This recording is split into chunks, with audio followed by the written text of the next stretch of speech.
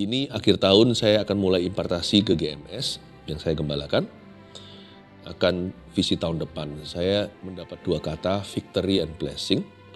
Tahun kemenangan dan juga tahun berkat. Berkat secara internasional pula, yaitu kelimpahan dari bangsa-bangsa akan Tuhan pindahkan. Ini bukan bicara soal materi ya, bicara tentang favor dan perkenanan Tuhan.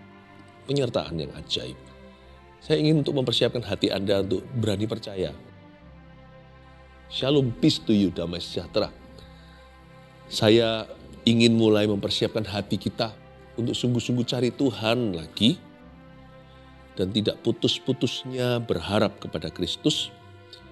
Di ujung tahun ini, kita hampir tutup tahun nih. Kita harus punya hati yang ready memasuki tahun yang akan datang. Yang pasti yang harus pergi adalah perasaan ragu, perasaan bimbang. Hal itu bukan dari Tuhan. Saya kasih judul Tuhan lebih rindu memberkati kita supaya kita berani GR, berani gede rasa, berani percaya Tuhan. Sebenarnya berkat itu termasuk mujizat tidak serumit sesusah yang kita kira loh. Tuhan itu lebih dekat daripada dugaan kita. Namun kita juga harus introspeksi. Apa-apa saja yang menjauhkan kita dari Dia. Nah itu yang harus kita buang. Tuhan gak perlu didekat-deketin lagi. Dia itu sudah ada di sini. Nah, mari kita sama-sama mempererat hubungan kita. Karena saya tahu tahun rahmat akan datang. Ini akhir tahun saya akan mulai impartasi ke GMS yang saya gembalakan. Akan visi tahun depan. Saya mendapat dua kata, victory and blessing. Tahun kemenangan dan juga tahun berkat. Berkat secara internasional pula, yaitu kelimpahan dari bangsa-bangsa akan Tuhan pindahkan. Ini bukan bicara soal materi ya, bicara tentang favor dan perkenanan Tuhan. Penyertaan yang ajaib. Saya ingin untuk mempersiapkan hati Anda untuk berani percaya bahwa Tuhan itu rindu memberkati kita. Please jangan alergi dengan kata berkat hanya karena sudah sempat disalahguna oleh banyak orang yang serakah, yang rakus, dan materialistis. Berkat termasuk materi, tapi bukan hanya itu saja.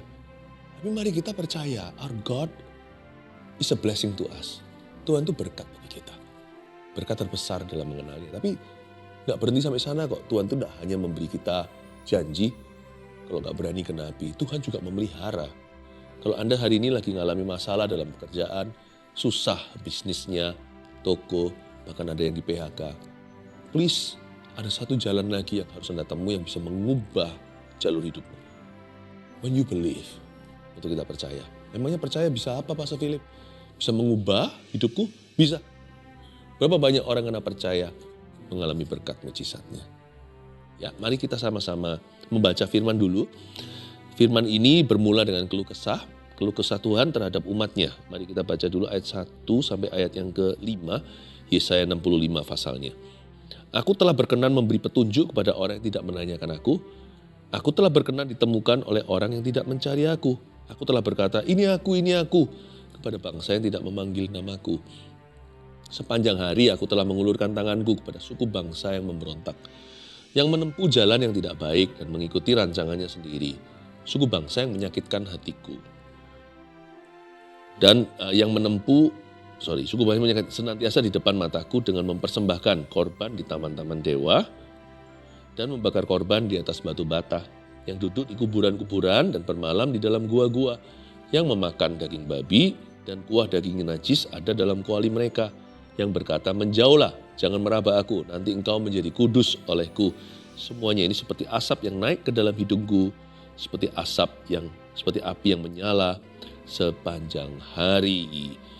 Ini ayat tidak gampang dimengerti, saya jabarkan satu persatu. Ini perjanjian lama dibaca dengan terang kasih Yesus.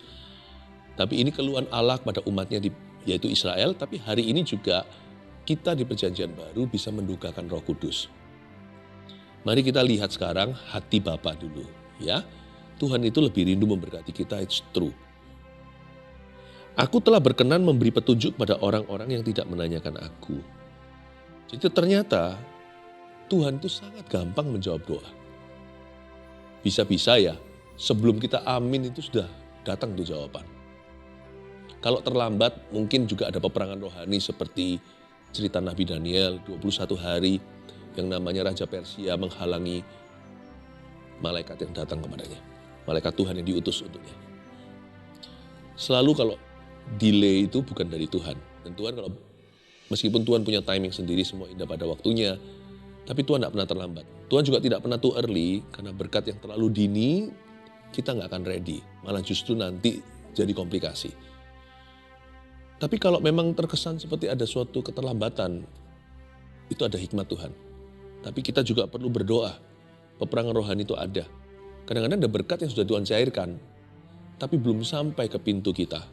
Itu karena sepanjang perjalanan ada banyak setan. Makanya itu kita perlu mengamalkan yang namanya doa sungguh-sungguh. Karena Tuhan juga memberi kita kunci kerajaan sorga itu salah satu aplikasinya adalah hidup doa. Puasa juga. Tapi juga ada berkat yang sudah langsung tiba. Bahkan sebelum kita selesai berdoa, Tuhan udah responi. Saya jadi ingat cerita tentang seorang perwira di Kapernaum yang berdoa untuk hambanya. Dia berkata, Tuhan Yesus tolong ya, hambaku ini kasihan, dia sangat menderita. Dia belum minta hambanya disembuhkan. Tuhan sudah berkata, baik aku datang untuk menyembuhkannya. Saya jadi ingat renungan saya kemarin-kemarin ini. Orang itu baru ceritakan keadaan hambanya. Tuhan sudah langsung menawarkan diri, oke aku ke situ ya. Aku datang ke rumahmu untuk sembuhkan dia. Sampai-sampai dia merasa gak layak. Dia berkata, jangan deh, aku gak layak terima Tuhan di bawah atapku. Aku sendiri seorang prajurit dan seorang perwira. Di bawahku ada prajurit, di atasku ada atasan. Perintahkan aja, satu katamu itu akan didengarkan dan pasti semua hamba-hambamu mengerjakan. Detik itu sembuh. Tuhan itu belum disuruh, belum diminta. Sudah langsung berkata, oke aku ke sana ya. Aku telah berkenan memberi petunjuk pada orang yang tidak menanyakan aku. Mudahnya Tuhan menjawab doa. Jadi kalau sampai doa kita itu terkesan susah, itu bisa jadi karena kita taruh rasa curiga. Karena diam-diam kita menyimpan satu mitos atau satu tahayul dalam jiwa.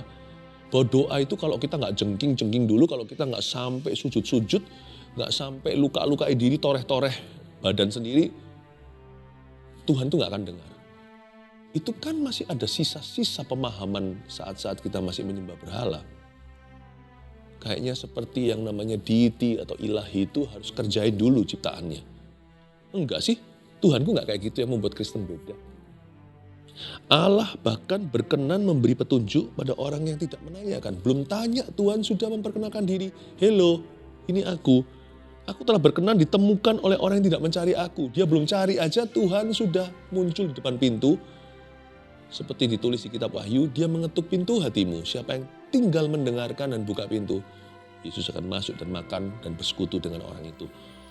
Aku telah berkata, ini aku, ini aku. Jadi ternyata jawaban doa itu tidak usah lama.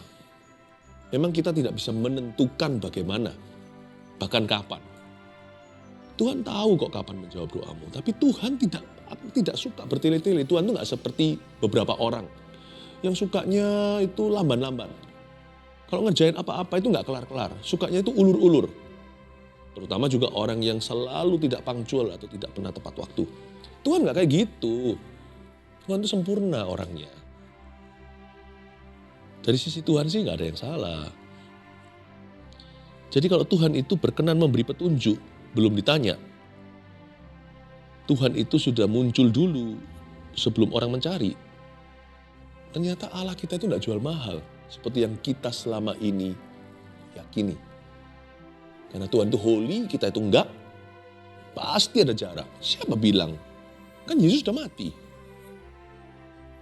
Orang perjanjian lama aja bisa percaya Tuhan itu dekat kok. Apalagi orang perjanjian baru setelah pengorbanan anak domba Allah. Itu kan tirai sudah dirobek dari atas ke bawah.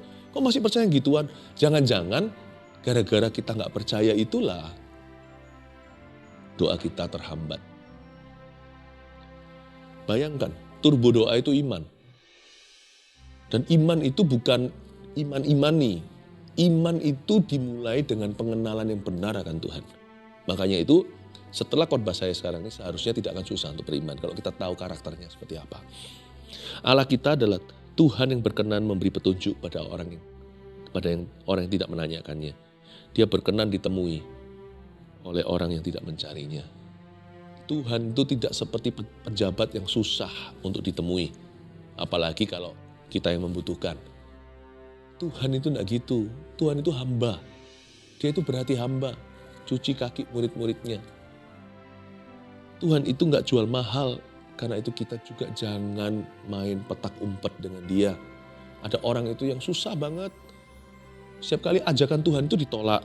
Apa-apa itu selalu dibantah. Jangan gitulah. Tuhan gak pernah cuekin kita kok. Kita yang ghosting Tuhan terus. Bahasa anak muda sekarang apa itu? Jangan kacangi. Gak tahu, saya gak ngerti artinya. Betul ya, kacangi gitu ya. Jangan PHP, pemberi harapan palsu. Tapi Tuhan digituin terus sih sama kita terus terang. Ayo kita yang tertemplak kan tahu. Saya juga gak bisa self-righteous merasa diri benar. Saya mungkin sengaja gak sengaja pasti pernah. Kita itu suka diemin Tuhan. Abaikan. Kalau kita percaya dia seorang pribadi dan dia nyata. Roh Kudus di dalam kita sekalipun gak kelihatan. Hanya karena gak kelihatan bukan berarti tidak nyata loh ya. Jangan kau percaya hanya apa yang nampak. Jangan-jangan nanti gak bernafas oksigen berikutnya. Di udaranya ada FM AM kan. Kalau ada antenanya kan keluar, kresek-kresek keluar langsung suara radio. Bluetooth juga. Hanya karena tidak kelihatan. Roh Kudus itu nyata. Dia itu ada. Jangan diabaikan. Doa juga enggak. Jadi kita jangan begitu. Tuhan itu terkesan murahan di ayat pertama ini. Aku telah berkata ini aku kan itu orang yang menawarkan diri. Ini aku. Hanya karena dia murah hati. Jangan disepelekan. Mari menjelang tahun depan, di tahun yang baru nanti, kita buat resolusi. Mulai tahun ini, akhir tahun ini dimulai ya, pemanasan dulu. Nanti mulai Januari, aku berjanji tidak akan cuekin Tuhan lagi. Dan aku tidak mau jual mahal sama Tuhan Yesus. Setiap kali dia mengajak, ku jawab ya. Ku jawab ya Tuhan, ku jawab ya Tuhan, ku jawab ya. Pokoknya jawab ya dulu, terus baru tanya sama Tuhan, bagaimana? Seperti Maria ketika didatangi Gabriel. Ini kan menjelang Natal. Maria berkata apa? Ibunda Maria. Dia berkata, ya Tuhan aku gak ngerti. Dia tanya bagaimana hal itu akan terjadi. Dia gak mempertanyakan, dia hanya tanya yang dia kurang pahami. Itu akan terjadi oleh karena Roh Kudus. Terjadilah padaku sesuai dengan firman-Mu. Ya dulu, gimana nanti realisasinya Tuhan kasih kita hikmat pelan-pelan. Tapi manusia biasanya kita ini terbiasa enggak dulu. Pokoknya enggak dulu. Baru Tuhan bujuk-bujuk, kirim hamba-hambanya, ayolah pelayanan, melayanilah, jadi pemimpin kalau sudah sekian lama jadi pengikut. Gak mau. Udah kita ubah ya attitude kita. Tahun yang baru, nanti tahun depan ini, gak boleh gitu lagi. Mulai sekarang kita berubah. Aku telah berkata, ini aku, here I am. Kepada bangsa yang tidak memanggil nama aku. Saya kok kerasa dari ayat 1 ini rasanya kayak Tuhan tuh deket banget sama kita. Apalagi nanti di tahun yang akan datang ini. He will be so close to us. Sangat dekat sama kita. Sepanjang hari, ayat 2, aku telah mengulurkan tanganku kepada suku bangsa yang memberontak, yang menempuh jalan yang tidak baik dan mengikuti rancangannya sendiri. Sepanjang hari, jadi Tuhan itu terus dari pagi sampai malam, dari terbit matahari sampai terbenam, terus mengulurkan tangan, tapi gak pernah disambut tangan. Tuhan itu selalu diajak bertepuk sebelah tangan. Semua ajakannya kita tidak gubris. Atau kalau kita gubris pun, ya udah kita sering kali tunda. Nanti ya Tuhan, kalau begini situasiku, aku melayanimu. Kalau begitu aku bersyukur kepadamu. Kalau nanti begini begitu, baru aku nanti mulai berdoa. Gak bisa Tuhan, ini harus ku beresin dulu. Ini harus saya selesaikan dulu di dalam pikiranku. Baru setelah itu aku bisa baca firman. Apa gak kebalik? Bisakah kita selesaikan apa-apa tanpa bimbingan firman Allah? Jangan-jangan hidup kita jadi rumit. Tanpa firman hidup kita akan komplikasi dan infeksi. Sepanjang hari aku mengulurkan tangan, gak disambut-sambut. pada suku bangsa yang memberontak, yang menempuh jalan yang tidak baik. Sebenarnya ayat 2 ini juga bicara tentang nubuatan Yesaya mengenai bangsa yang nanti akan terbuang, yaitu bangsa Israel kan akan diasingkan. Waktu dalam pengasingan, ini belum terjadi ya, nubuatan ini masih akan digenapi nanti tahun-tahunan kemudian, namanya nubuatan. Tapi ayat 2 ini konteksnya begitu. Yesaya berkata, nanti ya kamu di pembuangan, sebagian besar kalian akan mengabaikan Tuhan, ignoring Him. Sepanjang hari Tuhan akan mengulurkan tangannya, bahkan utus nabi-nabi. Kalian tidak akan menggubrisnya, karena memang suku bangsa ini hatinya memberontak, menempuh jalannya sendiri dan mengikuti rancangannya. Tapi coba lihat ya, saking sepinya orang-orang yang meresponi Tuhan, kalau ada satu yang meresponi, mahal banget. Saya kasih contoh, siapa aja yang meresponi? Daniel. Daniel kan di masa pembuangan Babel, 70 tahun itu, yang dinubuatkan oleh Yesaya, puluhan atau ratusan tahun sebelumnya. Daniel ini kan di sana ada satu yang sungguh-sungguh mata Tuhan menjelajah, mencari orang yang sungguh-sungguh kepadanya untuk mencurahkan segenap kuasanya. Bukankah itu tertulis juga di Chronicles atau di Tawarik? Karena saking langkanya, begitu langkanya, ada satu saja luar biasa Allah memakainya kan. Daniel itu bagaimana? Kita tahu ceritanya. Singa terkatup, ada tangan yang menulis sendiri di dinding, hikmat-hikmatnya. Lalu bukan hanya Daniel, Esther di masa-masa 70 tahun pembuangan itu juga bangsa Israel di pengasingan. Ratu Esther dipakai demikian rupa untuk menyelamatkan seluruh rasnya. Kalau ada yang menyambut tangan ketika Tuhan ulurkan tangannya. Kalau ada sisa-sisa bangsa Israel atau remnan itu yang tidak memberontak kepada Allah yang hidup, Tuhan segera dan langsung dan secara luar biasa memakai hidupnya. Good news dan bad news. Kabar buruknya tahun depan akan banyak orang yang murtad. Ini nggak usah nubuat. Ini sudah tertulis di ayat. Menjelang akhir zaman, kasih orang kan semakin dingin. Orang akan mencintai dirinya. Dan bahkan orang-orang pilihan pun banyak yang murtad jalan. Itu kan semua juga ada di surat Paulus. Kasih orang akan semakin dingin, dunia akan semakin jahat, kasih manusia semakin hambar. Kejahatan mulai silih berganti. Tahun depan, banyak orang-orang yang akan meninggalkan Tuhan. Lebih banyak lagi sana sini yang memberontak dan dunia akan semakin jahat. Dunia secara menyeluruh akan semakin antikristus. Tapi kabar baiknya itu kabar buruknya. Kabar baiknya adalah siapa yang menyambut tangan Tuhan saat ia mengulurkannya akan menjadi seperti Daniel, seperti Esther, seperti Sadrak, Mesak, Abednego yang dilempar dalam perapian itu, namun Tuhan selamatkan karena mereka tidak mau kompromikan di hadapan maut sekalipun. Kalau kita berpegang teguh pada Tuhan, akan ada tangan Tuhan. Kalau Tuhan ulurkan tangan, kalau kita sambut tangan, akan ada tangan dalam hidupmu. Tangan Allah itu berkuasa. Tidak heran, mujizat demi mujizatnya dilihat oleh umat-umat pilihan Allah. You know, next year, tahun depan, His miracles are very near. Mujizatnya itu begitu dekat. Karena Tuhan lebih rindu memberkati. Malah justru semakin jarang orang yang bisa terima berkatnya, semakin dia rindu untuk memberkati, ya kan? Bukannya Tuhan semakin melimpahkan kekuatannya. Meskipun semua orang taat padanya pun kekuatannya tetap melimpah. Tidak pernah berkurang. Tuhan itu tidak pernah berubah. Apalagi kalau nggak ada orang. Kita sendiri seperti Elia. Bukankah justru seluruh api sorga menyertai dia? Bersyukurlah. Kabar baiknya adalah kita punya pilihan untuk ikut Tuhan. Tuhan lebih rindu memberkatimu. Tuhan lebih rindu mengurapimu. Tuhan lebih rindu memakai hidupmu. Tuhan lebih rindu mengubah hidupmu. Tuhan lebih rindu memulihkanmu. Tahu nggak, Tuhan tuh lebih rindu memakai Anda daripada Anda rindu dipakainya. Udahlah, percaya aja.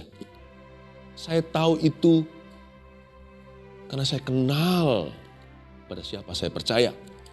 Tuhan lebih rindu memberkatimu daripada dirimu rindu diberkati atau terima berkat.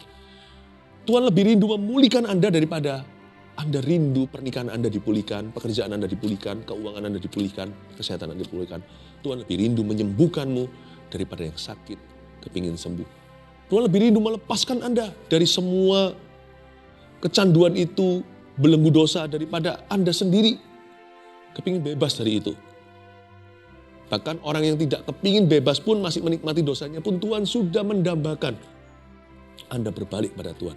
Detik Anda berbalik, dengan mudah Tuhan patahkan. Kadang-kadang kita ngotot Tuhan pakai ya hidupku ya, pakai ya. Kayak seperti seolah-olah Tuhan tuh gak mau. Dan kita yang paksa-paksa, merengek-rengek, minta Tuhan berubah pikiran. Enggak loh. Kalau kita berdoa, Lord bless me, itu sudah kita itu selaras dengan kehendaknya. Karena Tuhan rindu memberkatimu, bukan mengutukimu. Kalau kita berkata, Tuhan pakai aku, itu Tuhan memang rindu begitu. Itu sudah sinkron. Sudah in sync atau sudah sinkron dengan keinginannya. Tapi ini masalahnya ayat 2b. Ini yang jadi penghalang.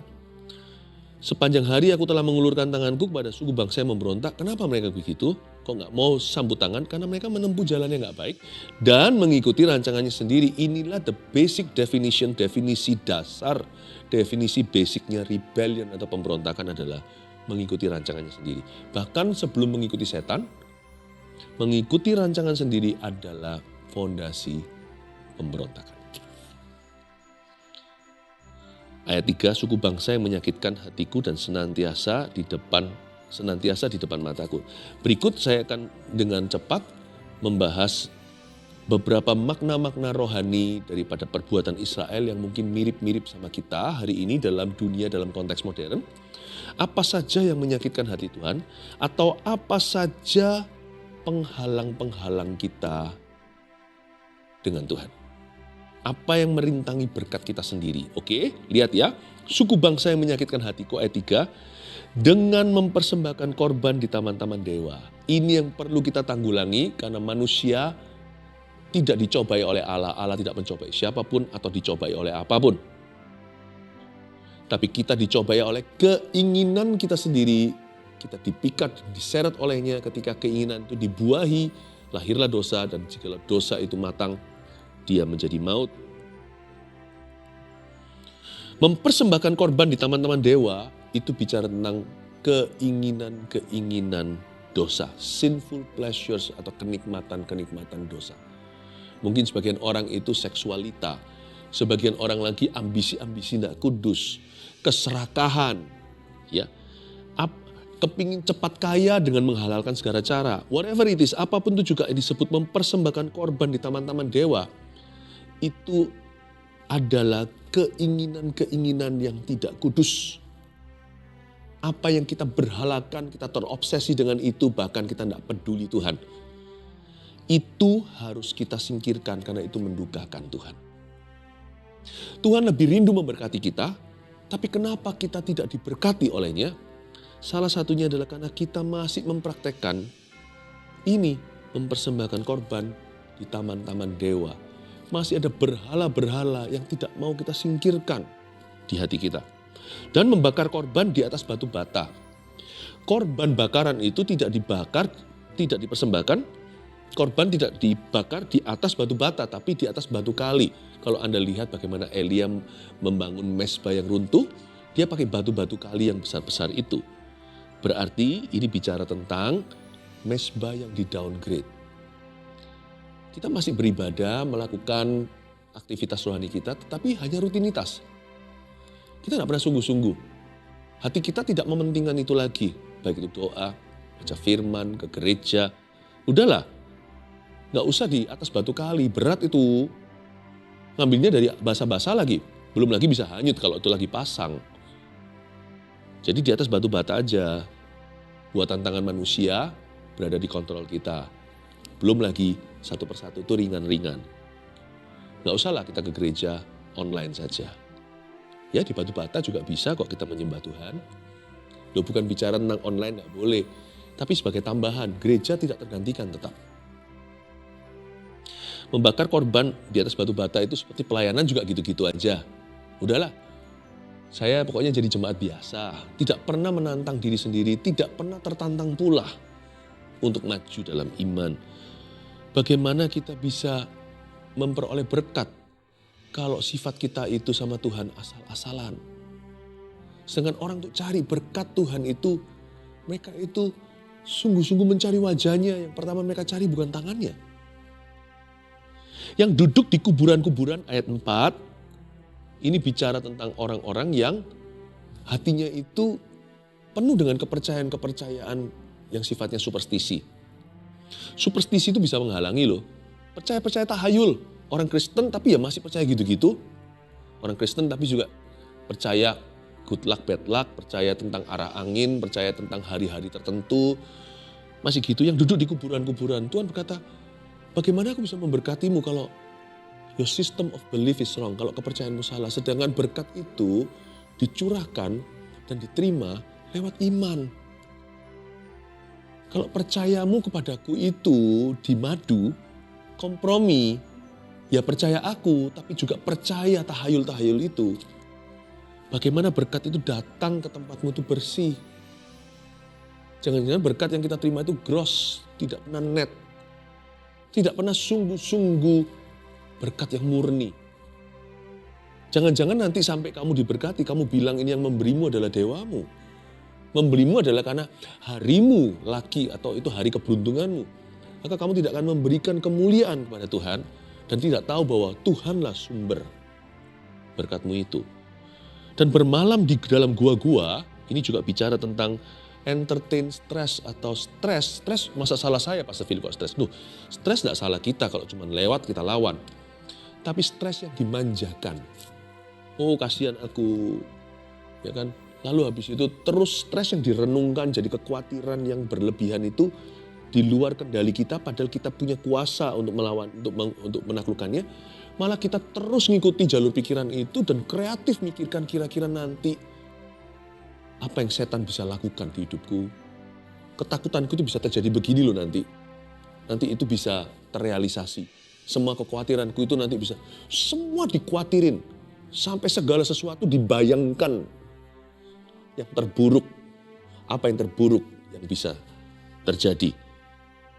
Itu orang yang suka bermalam dalam gua. Hai Elia, udah berhenti di sana, ngapain kamu di situ? Tuhan tanya sama Elia, keluar, urapi Elisa, urapi Raja A, Raja B. Udah berhenti, jangan bermalam dalam gua-gua, jangan bersifat manja dengan stresmu, semua orang juga punya stres. Keluar dari sana, berani tegas dan berkata, hai jiwaku pujilah Tuhan, tenang teduh dalam hadiratnya Tuhan. Semua akan indah pada waktunya. Semua orang juga melawan, kenapa? Ada orang tertentu puas jadi pasien melulu.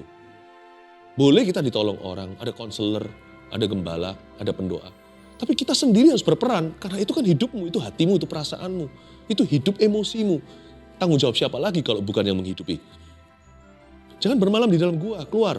Tidak ada berkat Tuhan di sana, tidak ada urapan. Elia harus kembali dari jalan tadi dia meninggalkan Tuhan, meninggalkan panggilan. Untuk mengurapi siapa-siapa sesuai dengan instruksi.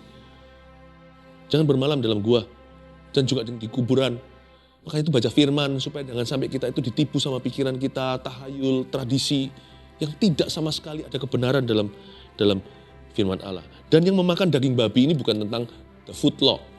Hukum makanan itu sudah diubah waktu Yesus datang.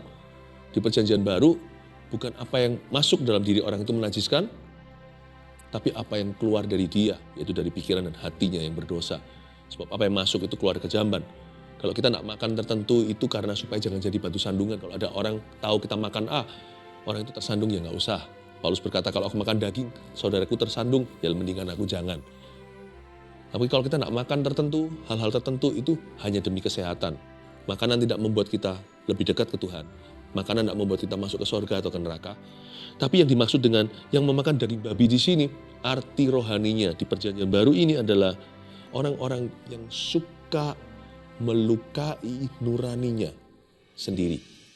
Padahal hatinya itu Roh Kudus sudah dorong dia, kamu jangan gitu, dia mesti gitu.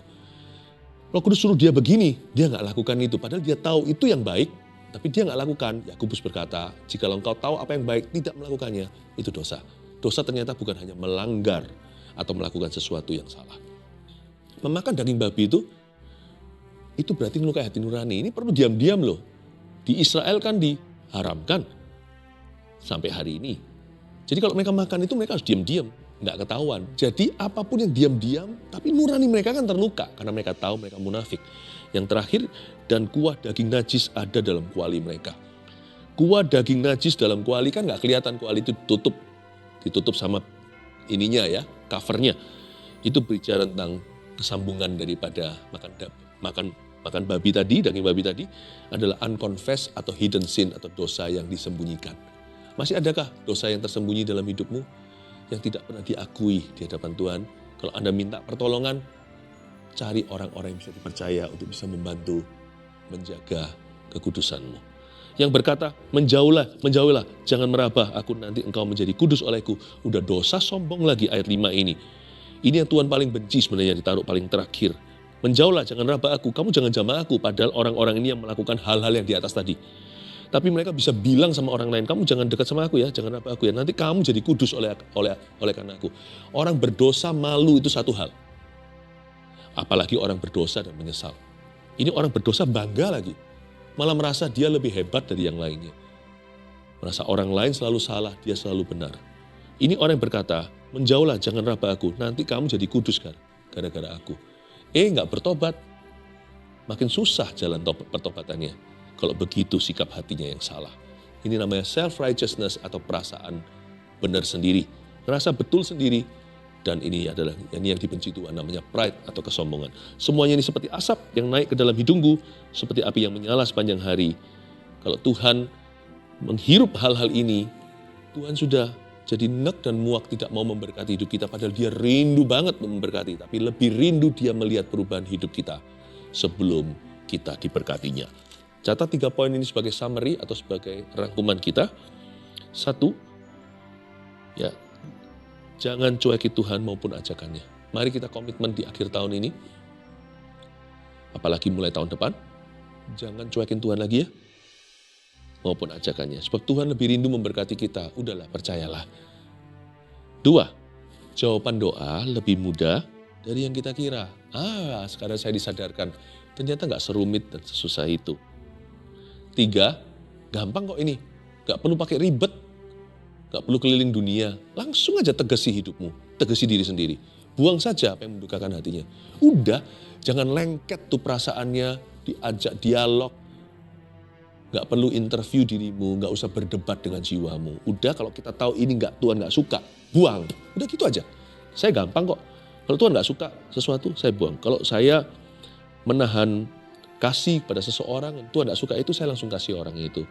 Kalau saya tidak bisa mengampuni sama halnya, atau saya tidak bisa minta maaf sama orang, saya akan langsung minta maaf daripada Tuhan hatinya sedih. Buang aja semua yang mendukakan hatinya, whatever it is. 3 poin sini, simpan baik-baik, persiapkan dirimu agar jalanmu di tahun depan itu adalah jalan kemenangan dan penuh dengan berkat.